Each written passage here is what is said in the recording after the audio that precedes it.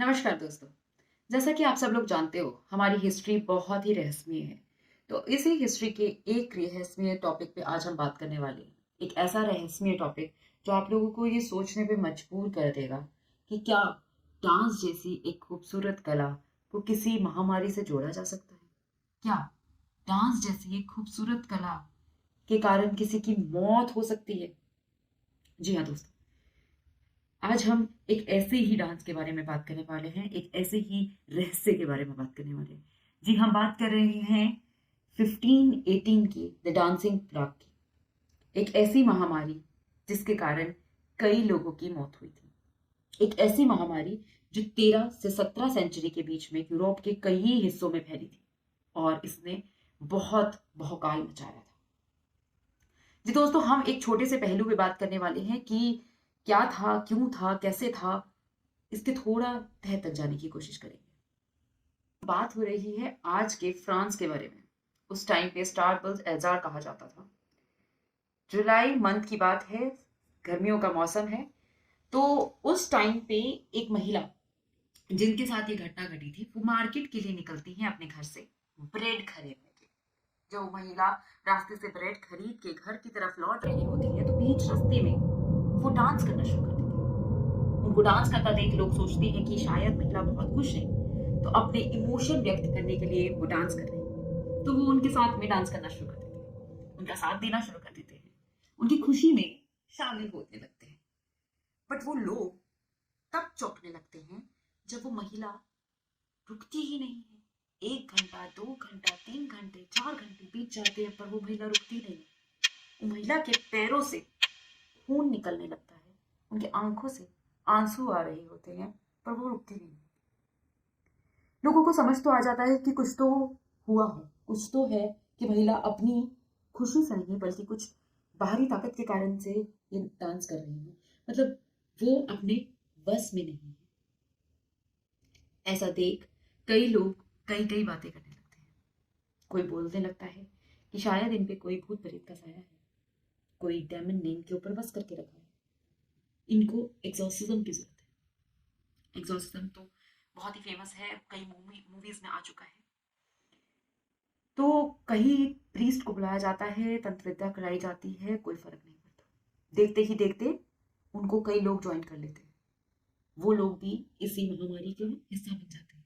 तो वो एक थी और एक से उनका नंबर पढ़ के 30 हो जाता है।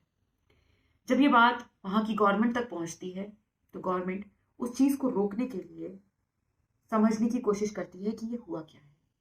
कोई बोलता है गवर्नमेंट को कि ये हॉट ब्लडनेस के कारण होता है, इसमें खून को पूरे बॉडी से रिप्लेनिश करने पे, बदलने से ये ठीक हो जाएगा, जो कि मुमकिन नहीं था उस समय।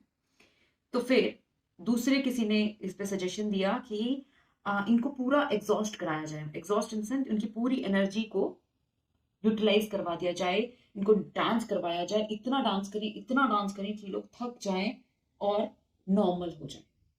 थकने में हमारे शरीर पर, जब हम डांस करते हैं हमारे शरीर से पसीना निकलता है, पसीना निकलने से हमारी बॉडी जो है वो ठंडी पड़ती है। तो वही उनके साथ में ट्रिक अपनाई जा रही थी। इस बात को सुनने के बाद में वहां की गवर्नमेंट ने इस पे पूरी तरीके से अमल करने के लिए उन्होंने प्रॉपर स्टेज लगा दी, बैंड बाजे बना दिए, म्यूजिशियन बना दिए, फुल माहौल बना दिया डांस का।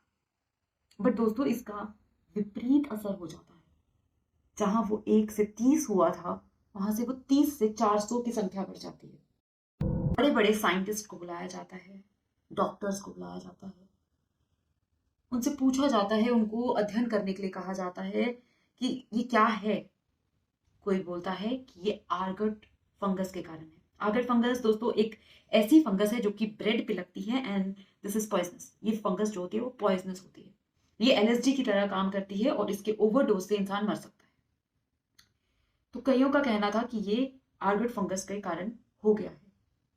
दूसरी कुछ का साइंटिस्ट का कहना था कि हमारी बॉडी में सल्फर, मरकरी और सॉल्ट की जब नोक-झोंक हो जाती है, इनका जब रेशियो ऊपर नीचे हो जाता है, कम ज्यादा होने लगता है, तो हमारी बॉडी इस तरीके से एक्ट करती है। इस समय में हमारा ब्रेन हमारी बॉडी को कुछ सिग्नल्स दे रहा होता है, जिसमें हमारी बॉडी हमारे हाथ पैरों को ऐसे सिग्नल देती है कि वो मूव करें।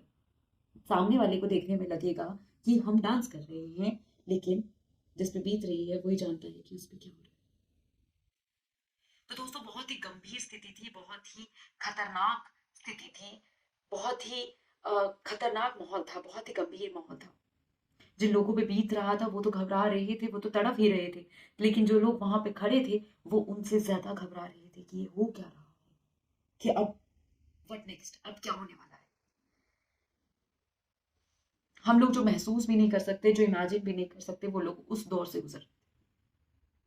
कई साइंटिस्ट को बुलाया गया कि वो उस पर्टिकुलर टाइम रेंज में एक बार देखें कि ऐसे जो महामारियां बाकी जगहों पे हुई हैं तो उनके बीच में कोई ये कॉमन कड़ी निकले। 13 टू 17 सेंचुरी के बीच में यूरोप के कई हिस्सों में इस तरीके की महामारी हुई थी, जा रही थी। उनकी कॉमन कड़ियों को पकड़ने की कोशिश की जा रही थी। तो एक पहलू जिसको चेक किया जा रहा था वो था कि कहीं ये महामारी सेम एज ग्रुप को तो नहीं पकड़ रही है, कई सारी महिलाएं तो नहीं इससे पीड़ित हो रही हैं। पर दोस्तों जब उनकी स्टडी आई तो उसमें देखा गया कि एक जगह पे तो ये महिला के साथ हुआ था, जिसमें शुरुआत महिला के साथ हुई थी। दूसरी जगह पे कुछ एक बच्चे थे जो स्कूल से आ रहे थे और वो बच्चे 20 किलोमीटर, जी दोस्तों वो बच्चे 20 किलोमीटर डांस करते रहे जब तक वो कोलैप्स होके जमीन पे नहीं गिर गए। दूसरा एक और किस्सा था जिसमें एक गांव पे पहले फ्लड आया था, बहुत ही भयंकर फ्लड जिसने वहां की जनजाति सबको तबाह कर दिया था। उसके जस्ट बाद ये महामारी ने उस जगह को घेरा था। तो दोस्तों कोई भी कॉमन कड़ी एज के टर्म्स में तो नहीं निकली, एज तो क्रॉस लग गई। अब दूसरी कॉमन कड़ी वो ढूंढा जा रहा था, तो एक मेजर कॉमन कड़ी निकली थी।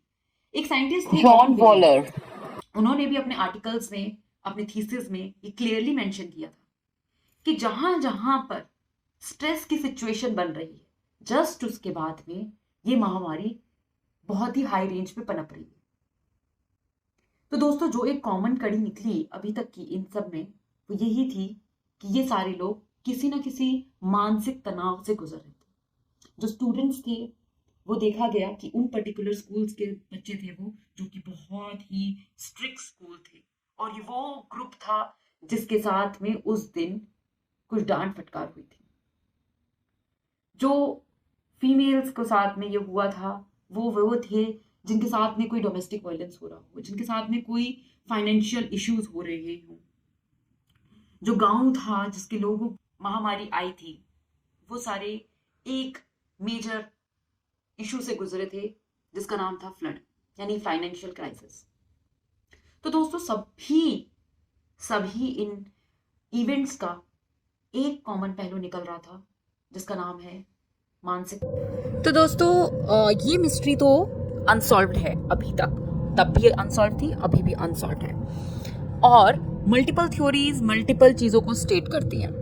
कोई थ्योरीज में लिखा है कि this is because of stress, pure stress के कारण है ये सारा। किसी और थ्योरी में ऐसा आता है कि नहीं ये तो आर्गेट फंगस के कारण है, किसी में आता है कि आइंस के हमारे बॉडी में लोग झुक के कारण है, किसी में आ रहा है कि नहीं भाई ये तो डेमन्स के और ये तंत्र विद्या के कारण है कि पोजेस्ड हो गई थी बॉडीज। अब एक्चुअल में क्या है दैट इज समथिंग क्वेश्चनेबल, और अभी भी इस पे कुछ लोग अभी भी इस पे काम कर रहे हैं। तो अभी हम इसको यहीं पे एंड करते हैं, और ऐसी सच मिस्ट्रीज के लिए आप चैनल को सब्सक्राइब रखिए, और आपको किसी मिस्ट्री के बारे में जानना है तो आप कमेंट सेक्शन में डाल सकते हैं। इवन आप कमेंट सेक्शन में ये भी डाल के बता सकते हैं कि आपके हिसाब से क्या था रीजन इस मिस्ट्री का। सी यू, बाय बाय।